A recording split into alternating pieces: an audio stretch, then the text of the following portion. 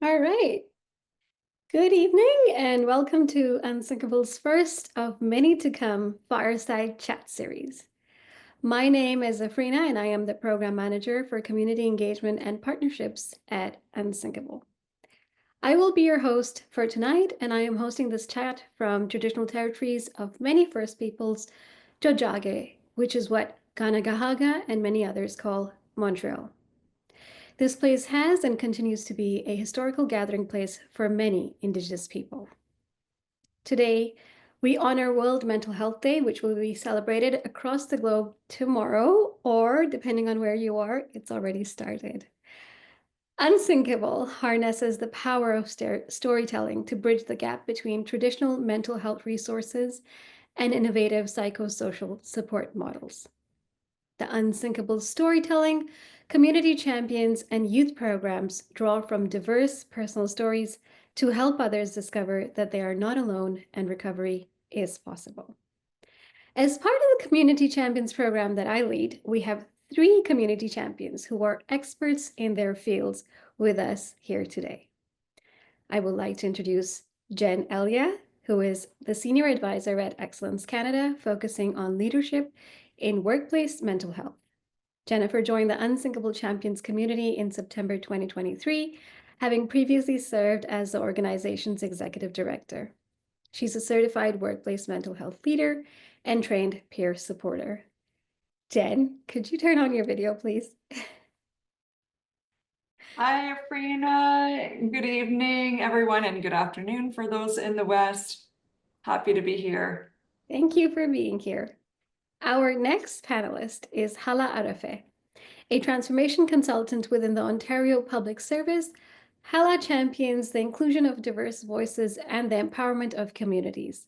Mental health is key to ensuring we are creating spaces that people can bring their whole human self to work without repercussions. And she's here to talk about it.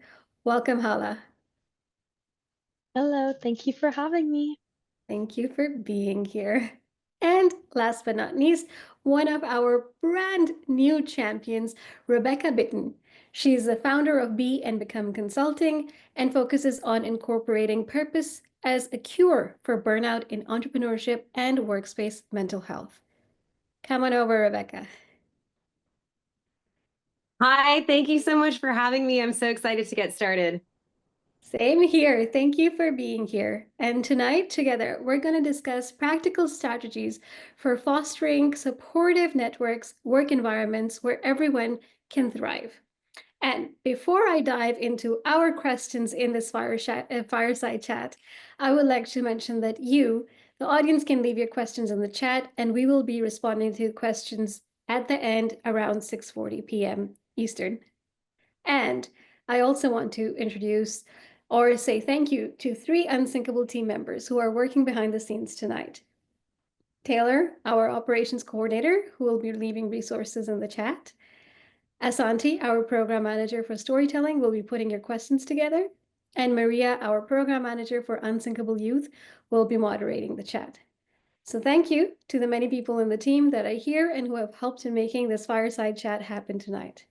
I'm going to start with my first question, but with all the questions, I want you to know that I might be pointing to one of you because I know your background, but everybody's feel free to chime in and be able to say anything that you'd want to say in addition to another panelist. And we definitely want to have some actionable items for our audience to be able to take away with them.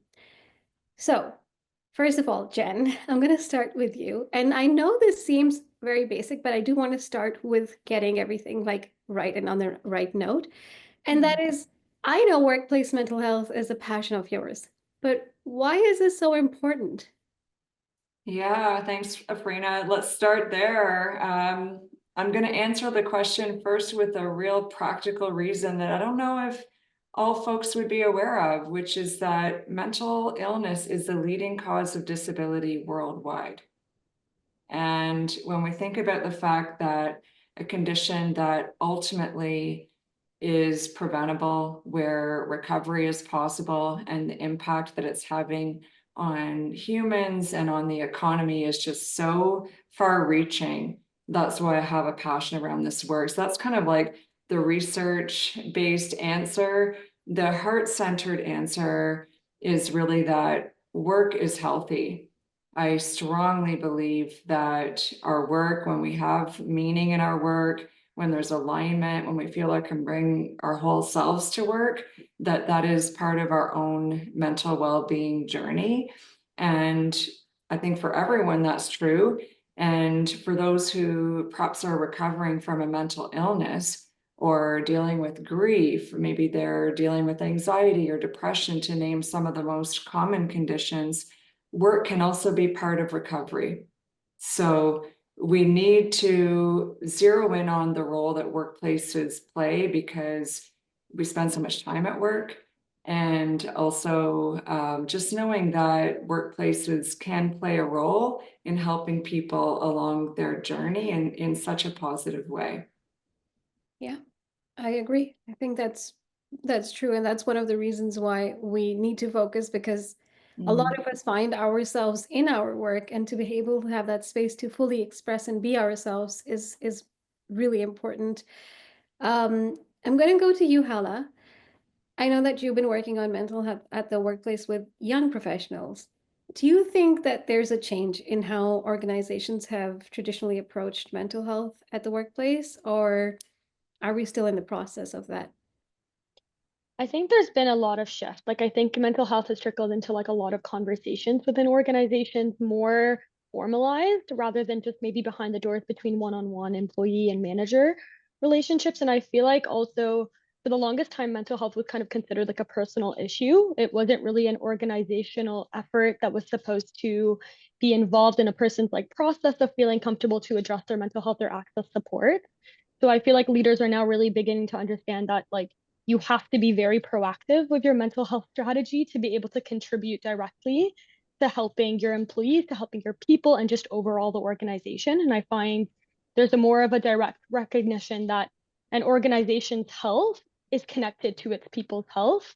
And outside of, just the benefits and the human connection or the human purpose to want to support folks, like I think there has been so many studies that have shown that mental health strategies, mental health supports in the workplace actually do help contribute to productivity. They help contribute to innovation, the employee retention, connection, and support. So I think especially for young professionals, they're recognizing how important that is, and they're bringing those conversations in as well in terms of their expectations when they're looking for a specific organization to join, or what role they're going to be stepping into. Yeah, so I feel like in terms of a change, like it's definitely, we still have a lot of work to do around recognizing what action and consistency and being proactive looks like. But I find that it's so much more on the forefront on people's agendas than we expect it to be from the past. And I find that shows that, there is the needle's being moved, something's happening. And I think for youth, especially because of their expectation and just experiences that they have, that you can see that that's just going to be a continuing trend. My fingers are crossed actually saying that. But yeah, but that is so heartening to hear, really. And I do feel like there is a shift, given that at Unsinkable we do visit organizations and deliver talks and speaking engagements. And some of my own personal interactions, I've noticed that there's a shift. And I really hope that this, that wave of change, it really continues, because I would really hope the next generation gets all the help that we actually were really trying to start to make happen at workplaces, really. Rebecca, yeah, sorry. Yeah, I wanted to just share one more part of around, course. I think from also the youth perspective, that there's like a higher, maybe it's not specific to just like youth generations, but I find that just across all generations, there's like a bigger emphasis also around like climate change and global worries. And after the pandemic, like having a need to have connections with others. So I think that's also going to contribute. But Rebecca, please go ahead. Yeah, no, that's fair. Much more social awareness, right? So Rebecca, I know through your story, quite an incredible story that you've shared about your firsthand experience with burnout. And now you're working with entrepreneurs. How can self-employed individuals who they're juggling so much, how can they navigate their own mental health when there's not an organization, a tug of war going on? Yeah, that's an incredible question. I think that when it comes to entrepreneurs, we're in a little bit of a unique situation. First of all, I've been working with entrepreneurs for about 10 years, whether that be through business strategy and now in terms of their mental health and well-being strategy. Two things have been always constant in all of the work that I've done. The first thing is everybody is completely different. I want to make that very, very clear. Another thing that I find that is a constant is that a lot of them, including myself when I was going through my own recovery, were all actually very overwhelmed with the amount of wellness advice that is being thrown at us all the time. One of the things that's different between kind of the entrepreneur world and the workplace mental health, the corporate world, is that with entrepreneurs, our well-being has a lot of it's a very high stakes thing to be well as an entrepreneur, because we know that if we're not well, nothing happens. Everything kind of goes, haywire. And so what I've been working with my entrepreneurs with is really getting the tools that work for them. It's really about what works for you, what is going to energize you, what is going to sustain you in a place where you're feeling calm, you're feeling empowered. And that's going to look different for a lot of other people. So in one of my strategies with Be and Become is that we use certain trackers and certain tools for us to identify what tools do we need in any given situation, whether that be us feeling stressed or us feeling like we need some extra confidence. We need to have what I like to call a personalized self-care toolkit. And this has been a huge, huge game changer, both for my recovery and the recovery of my clients, is really understanding what do I need in every situation of which I have a need. And to be able to understand how that aligns with us personally is really what's going to change everything. Because for most of my clients, they say it's almost like wellness has become an extra to do for them. And it's actually adding more overwhelm and pressure than it's supposed to be. Well-being is supposed to be something that actually makes us feel well, that doesn't overwhelm us, and is actually something that we really enjoy. So for example, fitness can look very different for different entrepreneurs. Some people really love to run. Some people really love to do yoga. It's really about what feels good for us, finding what feels good and making a boundary around that. One of the things that's the difference between entrepreneurs and professionals, and I'm seeing this with professionals too, we're losing the boundary between my time and my work time. And so I really urge both executives, professionals, and entrepreneurs to create those boundaries. When I have this time for myself, when I have this time to sleep, those are non-negotiables. And once I truly was very strong about that, no matter how busy I get or how busy my clients get, having boundaries around those times in which we are caring for ourselves is what's going to have everyone around us respect those boundaries. And it will also ensure that no matter how busy we get, we are always pouring back into ourselves. And this is something that we need to be strong at, and also be extremely aware of what it is we need to be energized and show up for our community in a way that is positive and productive. Yep. Rebecca, you're spitting facts right there. It is so spot on. I'm just like thinking about my own past experiences through lived experiences. Every time I let go of my own boundaries, it was not a good aftermath. Like, I hear you completely on that one. Great. So we've got one very big actionable point. Boundaries. Set them and stick to them. And I think that's advice. And be interested in finding what feels good. I notice that it always evolves. One thing that I notice with entrepreneurs especially is we're always changing. So what may have felt good last month to de-stress us might be something different. So really having fun with well-being and trying out different coping mechanisms, finding what feels good, can actually be fun as opposed to an extra burden on our already busy schedule. Yeah, yeah. Okay, so I have a question on the flip side for non-entrepreneurs, and Jen, Hala, whoever wants to jump in, go on. But what are the unique mental health challenges associated with remote or hybrid work experiences? And how can employees protect their well-being when they're in those situations? Yeah, absolutely. So it's really about having these kind of time frames, right? Understanding, okay, so this is what I need to be doing in the morning that's going to set me off for a really great day. It's really about having these mechanisms part of our lifestyle. One of the challenges that we found with remote work that I've seen many, many times over is that we lost those time frames, right? It kind of like our work, our life, our personal life, our relationships, everything just kind of got meshed into one. And that's when we start to see a lot of burnout because our energy is leaking in so many different directions. So that's a huge challenge that I found specifically with remote work, where there's no structure that safeguards us from the difference between the times that we're going to be present and working and times that we're going to be present and be with our families or present in doing something else that fulfills us. We need that structure to stay sane and to stay productive.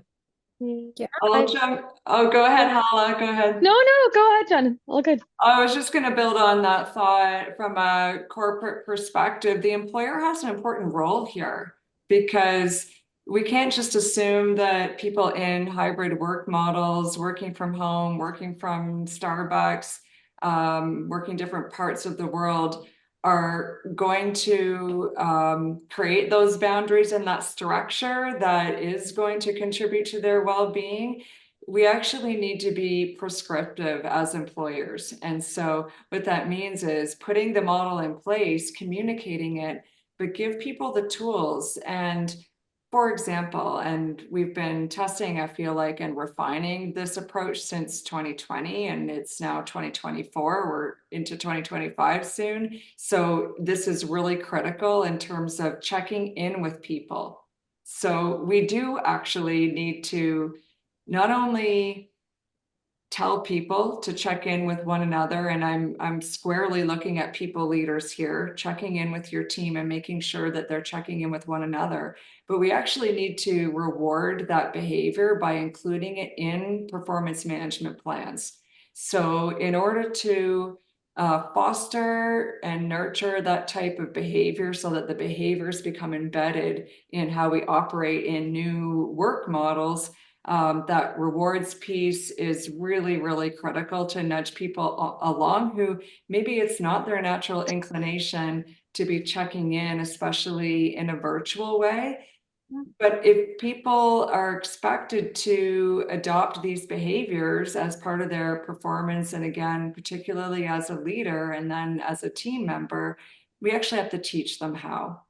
We have to give them the scripts so that, you can even, hey, Hala, how are you doing? Before we get into chatting about your work objectives for the day, the week, the month, how are you? And, just having a bit of a conversation. It feels awkward. It can feel awkward for people who, again, are straight to business and not necessarily bringing that personal aspect to day-to-day conversations with the team, but it is absolutely critical for people to feel like they're a part of something.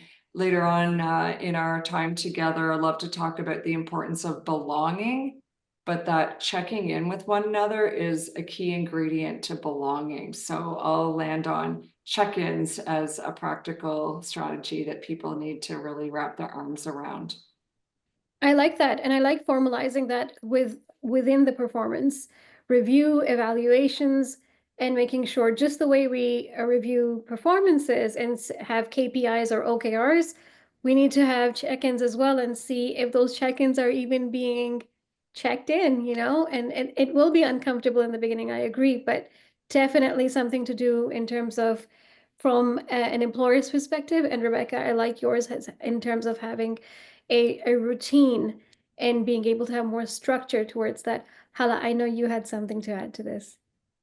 Yeah, I think it's very connected to also kind of what Rebecca was saying around like I think we talk about boundaries with your time, but also boundaries with your spaces. Like I found that when I was working at home, if I was working on the couch, then I associated the couch with me being at work. If I was working at my kitchen table, and Mhm. that made it really hard for me to like disassociate specific spaces to be my like play or my chill time versus it being my work time. I would just think it was super normal to bring my work laptop with me to bed, and I would like keep it on, like be working while I'm like right about to go to sleep, or like I'd keep it next to me on the couch just in case, or like my work phone. And I find that like especially now with the increase, like it's really hard to feel like you're always on with remote work just because it's so accessible to access the technology that you might have to connect back to work, that I think there's also that part of like mentally separating your spaces with what is work to you and what is home to you, and kind of using that like associative activation around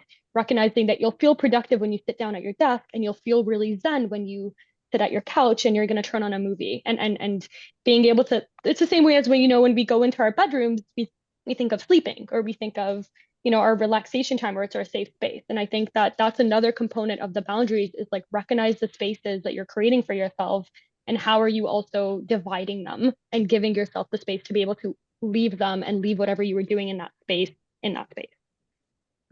Yeah, I agree. Like, I mean, I feel like that is really getting blurry now because we're like, our gadgets are always accessible to us. It is very easy to be roaming around in your own house and just taking your work with you, and your personal time and your work time just, it really gets murky. And again, so Rebecca's point of like having that, that routine and those lines, and it's tough. It's not easy to do that. Like, I think you probably have to have building blocks, like start with something small, like in the mornings at this time, and then gradually into a routine. Which brings me to my other question. And this question is like the same side of the, like two sides of a coin. So I'll ask two questions, but pretty much. So one is for individuals and how they can monitor their own mental health and well-being in the workplace before issues escalate. But the other side of this is, what are some mental and physical symptoms that suggest a decline in workplace mental health? And so go for it, Rebecca. So I'm really happy that you talked about this. I've gone on a number of meetings, and I find that there's one huge kind of burnout that nobody talks about, and that is mental and emotional burnout. And the reason why I always bring it up is because sometimes it's very subtle. It could just be a change where at one point we may have felt very excited by the work that we're doing, and suddenly we're starting to get a little bit more resentful. We're starting to get a little bit more irritable. We're starting to notice, one of the best things that I like to tell a lot of my clients, including my corporate clients, is when you wake up to go to work in the morning, how do you feel? Do you feel like, oh, this is going to be a really great day? Or, oh, I'm really going to get, some momentum on the project I'm working on. Or I really am excited to see Afreina come into the office. Being able to check in with ourselves, but also check in. And there's a lot of ways that we can do this. In fact, one of the things that I've just done is I've actually created a mental well-being score app quiz that any company can send out to their team. And it really looks at a few things. One is, of course, physical burnout. So if we're feeling like no matter how much rest we're getting, we're just not ever feeling energized, which is a big sign. Another really big sign is self-confidence and self-love. I've seen a lot of employees that are very, very talented, and yet they don't feel valued at work. And it becomes to be one of those things where work becomes a burden rather than an extension of who they are. And I think that one of the responsibilities that employers need to have is also understanding and recognizing the employees as people. What is it that makes them, what is it that makes them tick? What are they interested in?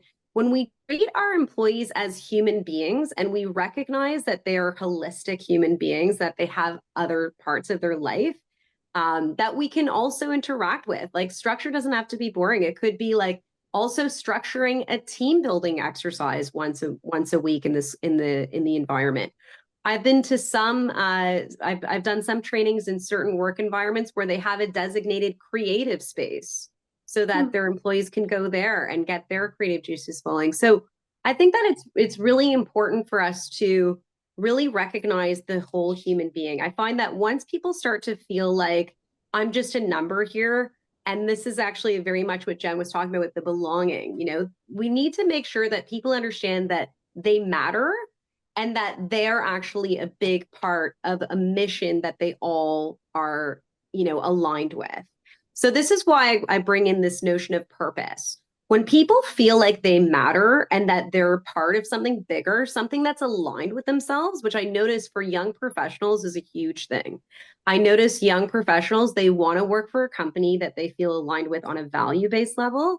And I feel like once we kind of focus on that, focus on, what Afreina or Jen or Hala or myself bring into the discussion as a unique contributor, that's when people feel valued. And once people feel valued, that emotional burnout of, oh, I'm going to work again today kind of starts to feel a little bit more sustained. So, short answer for early signs, if you wake up in the morning and you ask yourself, how do I feel about going into work today? That's a really good indication of, your burnout level. It's not just about being overexhausted. It's also about being overextended and potentially undervalued in our offices as well. Yeah. And I think at the point when you are actually burnt out, you don't even need to do that check-in. You already know you don't want to go in. You know that before you even wake up. It's something you're fearing. Sunday nights, you're like, oh no, like you're not happy to see Monday roll in. Can I Yeah. jump in and just share something? It's a little piece that helps me as a leader, and it helps me with kind of developing other people leaders as well. And sometimes it's more about noticing differences. And in fact, I would always start there. So if we know one another on our team appropriately well, as we should, because we're checking in. And if we know our leader, our people leader, or a team member well enough, we should notice differences in how they're showing up day to day. So, for example, someone on the team might often be very vocal, very verbal, talk a lot, maybe more extroverted. Someone else might be quieter. Are there differences in how either of those folks are showing up? Someone in a virtual setting might always have camera on and you can see what's going on in their world and they're happy to show you their puppy or whatever's happening. Others might be always camera off. That's their norm. So maybe not a red flag if they start to have the camera off. Are you seeing people, for example, who always clock, I don't know, an 8-hour workday or 7.5-hour workday, working different hours, or someone who maybe tends to work a little longer but might flex their week a little bit? Are they shifting? So it's being very in tune with those subtle differences in people's behaviors, in their rituals, how they're showing up. And then it's not necessarily that there's a challenge happening, but it's worthy of then a question of, hey, I noticed the change, the difference. Is everything okay? Do you need any extra support? Just inviting that open conversation about what may or may not be contributing to that change. Yeah. So a more visual check-in, but also, as Rebecca was saying, making employees feeling valued. So when you do that and you do make a check-in, like at a point when you see a change in behavior, it also feels very valuable because you've been noticed and somebody is noticing and cares about you. So yeah, for sure. Hala, is there anything you wanted to add to this? Yeah, like I feel like maybe my perspective is more around like an individual. I find that when you're getting to the point of burnout or when you're getting to a point where you're experiencing a lot of overwhelm and stress, there's a lot of shame, I feel like, that's carried around that to even admit it to yourself that like I'm not doing okay right now or I'm not feeling like myself right now. And I feel like Jen made a really great point about like leaders taking the onus of like checking in with their team, checking in with their people. And I think also it's around checking in with yourself and like giving yourself the grace, the awareness, the honesty with yourself to recognize that, this isn't okay. This doesn't have to be like this. Like it doesn't have to be okay to feel this exhausted or to feel so detached from something and to recognize maybe the signs that your body is giving you And I think from the organizational standpoint is to give spaces and to train leaders to be able to talk about the not pretty side of mental health, which is people having those recognitions, because it's not like a beautiful aha moment that they do in the movies where like someone like feels very like empowered. It's a very like sometimes a surrendering like recognition, right? That wow, like this doesn't feel great, and you feel like kind of there's a give up moment where you've been trying to carry all this like load and all this weight for some time, and you're finally giving yourself permission to put it down. And I think Mhm. that a lot of organizations tend to look for giving support at that final stage, but not at the beginning stages where someone might be saying, hey, I'm not doing well and this is terrible and I don't feel connected to my work. And leaders have to acknowledge that, like, you know what? That's so fair. That is so valid. Like, let's talk about that more. And not just completely also jump to that like solution oriented mode, like, let's fix it. And like, you can do these 5 different things and just like, just send them all these like I organizational agree. resources. Yeah, and I want to jump on that. And I'm curious if you all notice this as well, but I've noticed that often the highest performers, the people who are really contributing to the organization, are often the ones at the highest risk of burnout, and they are struggling often with anxiety. So I love what you're saying, Hala, is opening that space to have them say out loud what maybe is contributing to that anxiety, and just acknowledge, you're okay, you're good, and help with prioritization. I know we've got a workload question in the Q&A coming in. So workload and the level of demand on our time is such an important contributor to our overall well-being, and it's a complex issue to solve for. I think Yeah. a huge part too, I just want to add this in as well, because we're talking a lot about the individual and how can we actually get people to feel comfortable and safe to actually come to us. Hala made a really important point that a lot of people are not comfortable. I mean, Jen, you were talking about high performers. That was me. I mean, I was the high performer. I thought that anything that was affecting my performance needed to be kept hidden, because when we reward high performance versus high functioning, which is a different thing, because there's a lot of people that I've met that are very high performers, but they're not high functioning. They're not sleeping well, they're not eating well. And a lot of the time, even though they perform really well, we know that they are going to be prone to burnout because they're not actually, like she was saying, they're not honest with themselves. So what I want to bring in here is that we need to create a different culture. It actually starts with how we measure performance. If we are going to measure performance by numbers and empirical data, that's what people are going to think they need to bring to the table. And that brings a lot of pressure because it becomes more of a performance-based environment. And we know that anything that's going to affect our performance is going to maybe jeopardize our potential for getting a promotion. It can jeopardize, the good graces of our leaders. And so we actually need to change the entire culture from a performance base to a progress base, or even something where we're actually looking forward to having employees bring quality ideas or creative insights. And we need to be able to have that culture. So one of the things that I like to do, I tell my story very openly when I'm dealing with some of my young professionals that are on my team. I talk to them about the fact that I've been burnt, that I feel a little burned out maybe today, or I'll tell them that, hey, you know what? I'm actually tired myself. I've been going through meetings and meetings.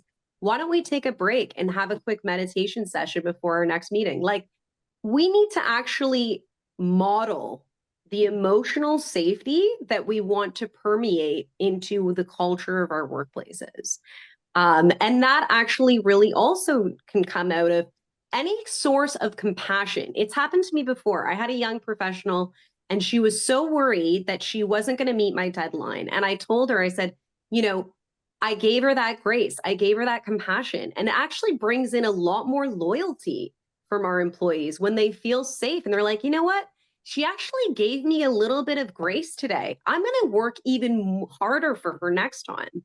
So we actually have to be the models of the culture that is emotionally safe so that we can essentially model the culture that we're looking to generate. And it's part of that culture that's going to allow people that comfort to be honest about how they're feeling and how they're working. Yeah, I think I completely agree with that. And I mean, I feel like there's a few years before we can actually make that drastic shift or find a balance. But before I continue on with my questions, we do have some questions from our attendees, and I want to get those answered. And then if we have time, we'll still revert and continue on to the list of questions that we have for ourselves. So the first one is, what are your recommendations for organizations that want to tackle a voiced concern of workload when the work cannot simply go away? Where can it go? How can the employer ensure it gets done without overloading employees, especially in the face of layoffs and reduced workforce? That's a big one. Who wants to take that? I can start, and I am going to recognize I've been doing a lot of work this year with healthcare, with education, large global financial organizations. This is, I would say, crisis level in terms of the economy and the workload pressures that people are facing. I don't have an answer for workload.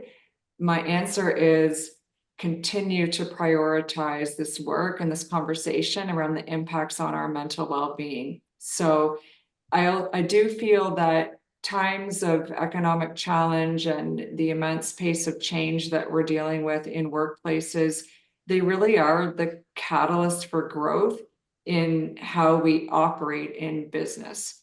And so, my answer around the workload piece is don't shy away from this heavy work around improving our frameworks for mental health in the workplace. Rather lean into it, because if we can work on those pieces that we've been talking about around boundaries, around checking in, around vulnerability, which goes hand in hand with courage, we will be developing the resilience, both individually and collectively, that we need to be able to weather these really challenging economic headwinds.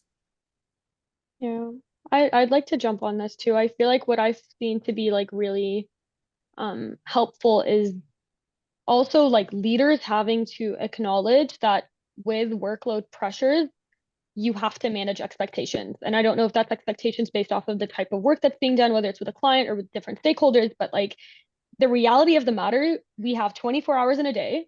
You should be working for probably 6 of them. And I say should as in based off of the culture that we have, because it's not feasible for folks to work 8 hours a day consistently. That's just not a thing.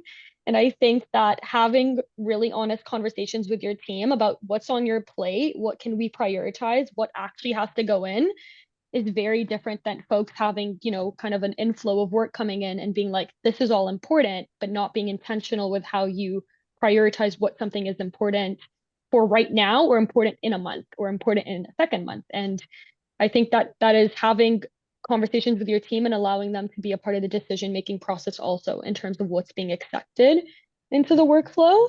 And I think just also as a third part, my final part around organizations is that I think a lot of the time we think of like, and I think this is very relative to also what Rebecca was saying around like how we look at their performance and how we reward their performance versus their functionality. And a lot of the time, being cognizant that folks are bringing their whole human selves to work, that they're humans first at work, is also being cognizant that most of the time folks are going to need backup.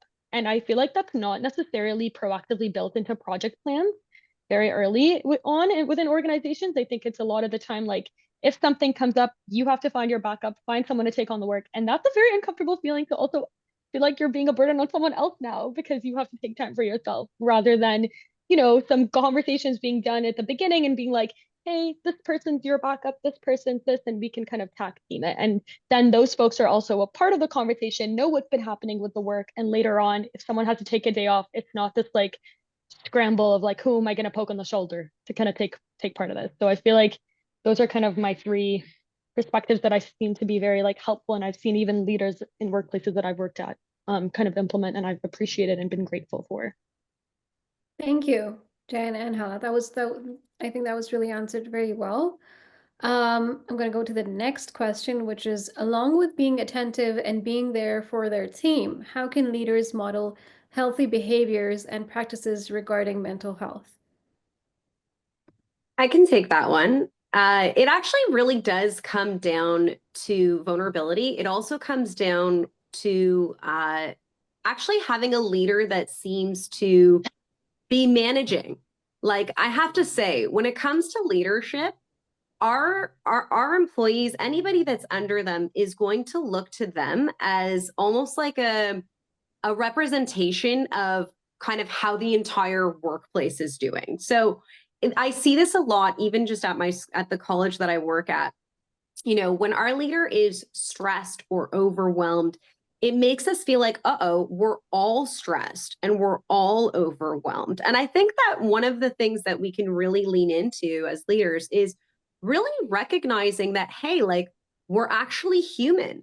One of the leaders that I was working with, he was actually new to a company, and what he actually did was he personally had a quick meeting with every single person that was on his team, and it was a one-on-one interaction where he got to understand, you know, what does John need, how is he feeling right now, what support systems does he need right now, and he actually spent that 15 minutes with each person one-on-one to really understand their team. I think one of the things that we can do, especially with the idea of workload, is leverage your people properly as well, right? I mean, if you're giving something that is, you know, something that is not necessarily the best model for someone's skills or someone's talent, it's important that we're leveraging our people for what they're good, for what they're really talented in.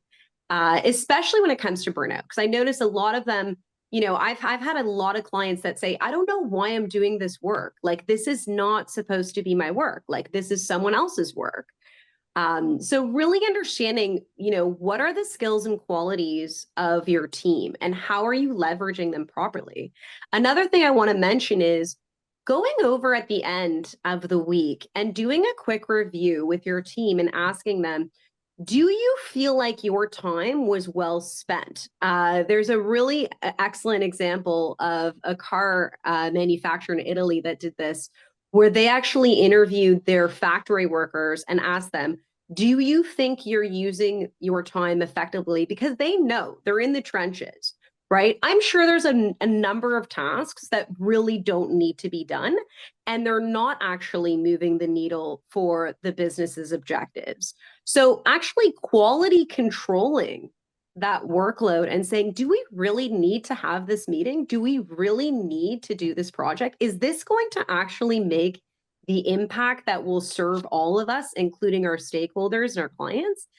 It's really important that we get out of this form of reactiveness. I understand we're all under pressure and there's a lot of workload, but we really do need to take a second and quality control what we're working on, and maybe actually using a little bit of AI and using the tools that we have to make this you know, something where our human beings in our team are doing things that are actually going to make our businesses more competitive, more innovative, as opposed to kind of just, you know, swimming up for air and surviving. We need to look at our systems and actually see, you know, do our systems need to change to actually welcome, you know, work that is going to be really impactful and actually make a huge difference.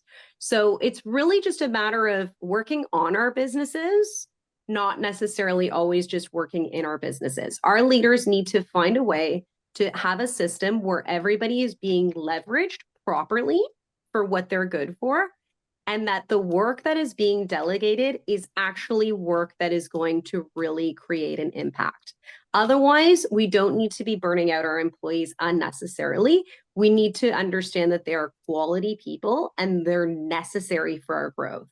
So having that shift of mindset and that importance of, do we really need to do this? Is this going to really give us the impact that we are set out to deliver in this quarter or in this year? Yeah, I fully agree. I think a really good example of leadership knowing when to take a break is Simone Biles, to be honest. I am such a big fan of hers, but she decided to take a break for her mental health, even though there was so much pressure on her to actually go and compete. And she decided not to, and she came back stronger and such an example for so many of us. So really good leadership is about tapping into that and knowing when to take a break, not just for your team, but for yourselves, and to step, as Rebecca, you said, out of your work and not being in it at all times. I have three more questions. I'm going to try to take them all, and I think those are going to be all for tonight, unfortunately. Um, all right, what's the importance of incorporating mental health awareness into onboarding processes? And I think Jen, right up your alley. Yeah, sure. Please do it. And what I will say about the onboarding process, when someone joins an organization, often the focus is the resources. So through their employment, what benefits do they have?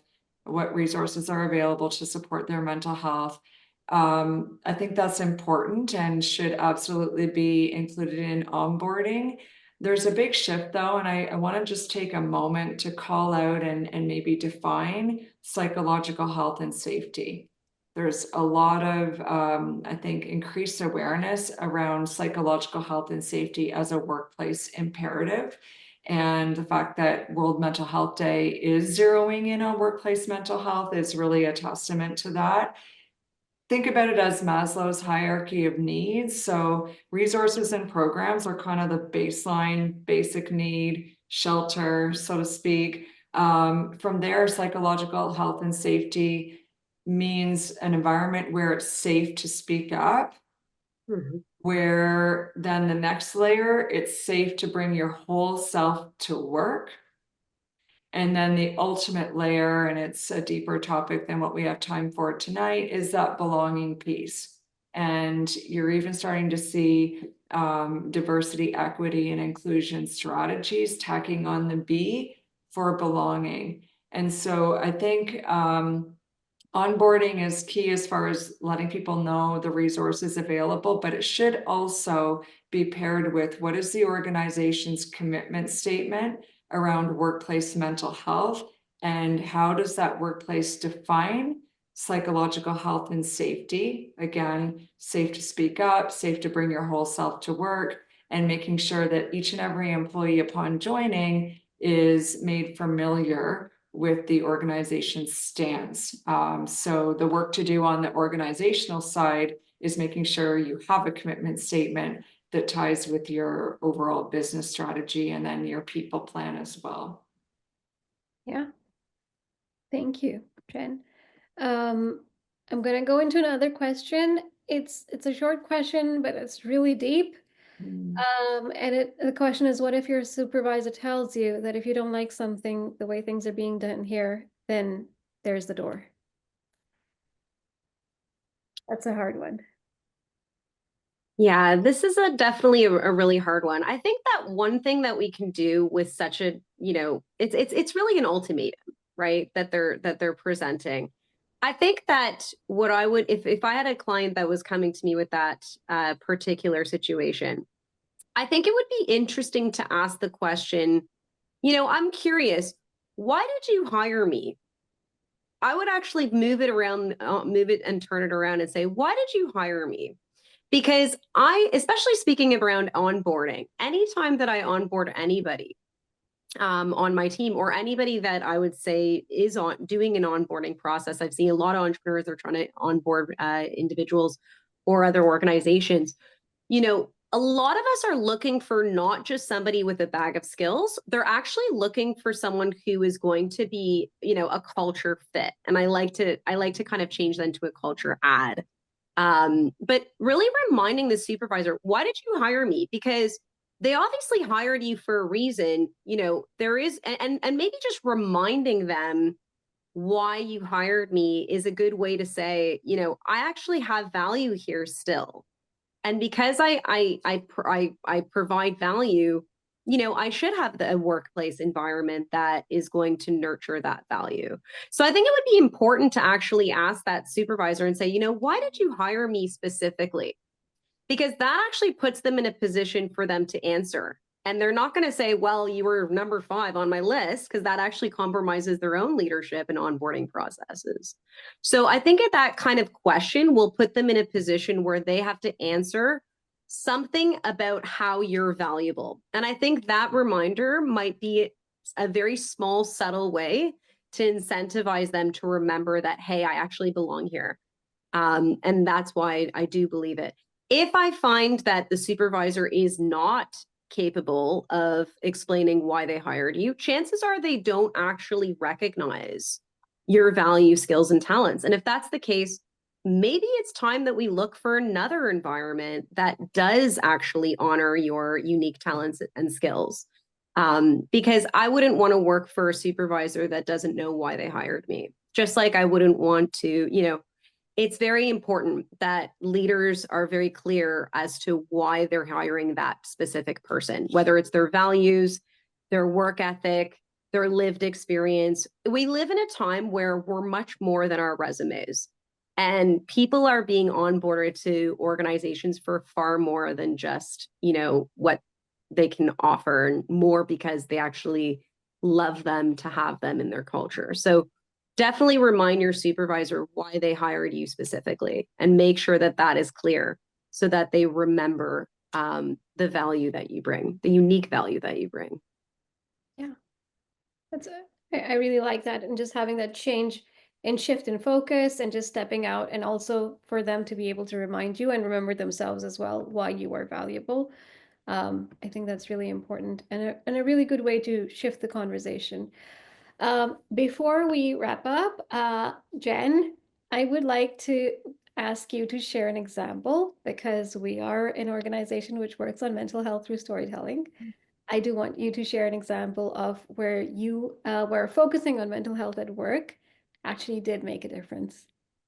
Yeah, oh, thank you for that question. And I've been thinking about it leading up to our call, and I want to really highlight, as we move to wrapping up, that critical piece around vulnerability.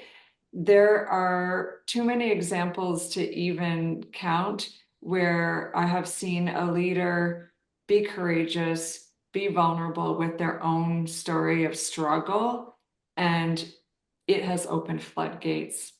And I know our founder of Unsinkable, Silken Lauman, even talks about this, right? That by being a mental health storyteller, it immediately creates the space for others to also share their story and their lived experience. And then we have such healing when we know that we're not alone in our struggles. So, the research or evidence piece to go along with that is there is really powerful literature now that when we ask people what makes them stay at an organization, it's when they can actually hear those stories and see themselves reflected in the journey that their leaders are on, knowing that that journey has highs and lows.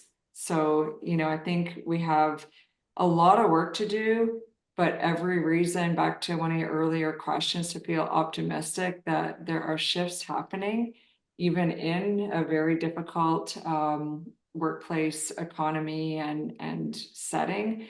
But we just will keep doing the work and seeing the benefits. Thank you. And before we wrap up, I would like to mention for our audience that at Unsinkable, we have a nationwide presence in Canada, and we have a program to support workplace mental health. It's called Unsinkable at Work. And once again, Jen, I'm going to call on you as the previous executive director of Unsinkable and the founder of Unsinkable at Work. I would like for you to tell the audience a bit more about this program and how they can benefit from it. Yeah, so I think just reach out. What's cool about Unsinkable being a charity, right? And with the amazing team that you're seeing here, as well as our network of champions across Canada, is we will flex to your needs. And so if anything you heard today resonates around the storytelling piece, around, yeah, how do we model vulnerability? How do we do check-ins? Anything that you heard, we can customize support for you, come into your workplace and help you along your journey as an employer to be addressing some of these critical needs so that we can retain our folks and have them be well and have them showing up as their whole selves at work. So just reach out and we can take it from there. Thank you. And I see that in the chat, Taylor has also put in the link to our Unsinkable at Work page and our profile on that. If there's anything, if you would like Unsinkable to come and deliver a talk at your workplace, just like Hala, Jen, and Rebecca, we have a whole network of Unsinkable champions who are experts in their own fields. And we offer speaking engagements, trainings, workshops, which are tailored to your workplace. And we are always taking on these opportunities to be able to make a difference in mental health at the workplace and otherwise as well, in terms of our programs such as Unsinkable Youth and our storytelling programs as well. If you want, please feel free to send me an email as well. My email is afrina@weareunsinkable.com. And on that note, I think I would really like to thank everybody, our esteemed panelists, the Unsinkable team behind the scenes, and you for coming out tonight and attending. Thank you, everybody, and have a very good night. Thank you very much. Thank Thank you, you. everyone.